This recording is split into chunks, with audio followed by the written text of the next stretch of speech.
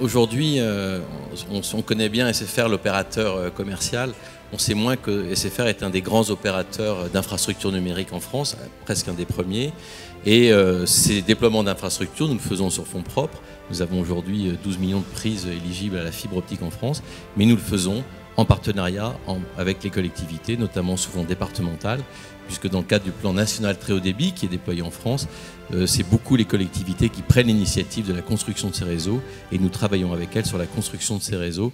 Et donc nous sommes un des grands partenaires des collectivités et c'est ce qui permet aujourd'hui d'ailleurs d'avoir des réseaux de très bonne qualité FTTH qui maintenant arrivent dans l'ensemble du pays et de la France et notamment aussi dans les milieux ruraux. Nous avons signé un accord avec le gouvernement, les 4 opérateurs. Ce programme s'appelle le New Deal, je suis désolé pour l'anglicisme, mais c'est un programme qui permet à tous les territoires et notamment aux maires qui sont au cœur de ce programme de refaire remonter, notamment auprès de la mission très haut débit, l'ensemble des territoires qui ne sont pas couverts. Et nous avons un engagement de couverture d'environ 5000 sites par opérateur d'ici 2022.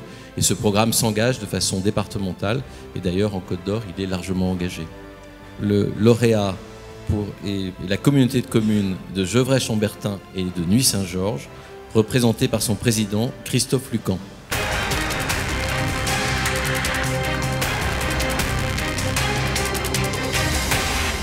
Ces tutos, hein, ce sont des tutoriels, donc des petites vidéos, des clips vidéo que vous diffusez sur les réseaux sociaux, sur YouTube et également pour inciter vos contribuables, vos habitants à des gestes écologiques. Et ça marche en plus. Ça marche très bien. C'est une belle réussite pour nous puisque nous sommes passés en quelques mois seulement de quelques centaines de vues à plusieurs milliers de vues. Donc ces tutos, on prononce tuto effectivement, s'échangent, se partagent, se diffusent. Ce sont nos habitants, mais ce sont aussi l'ensemble de la population qui a accès à ces différents sites d'accès. On ne donne pas de leçons, on ne fait pas de morale, on ne culpabilise pas, on ne parle pas de déchets, on parle simplement d'astuces, de trucs, de bonnes pratiques. Et ça se diffuse très bien parce que c'est à la fois utile, pratique, bien évidemment, mais c'est aussi écologique, environnemental, civique et citoyen. Nous allons les développer au-delà simplement des enjeux environnementaux à travers l'ensemble des compétences qui sont assumées par l'intercommunalité.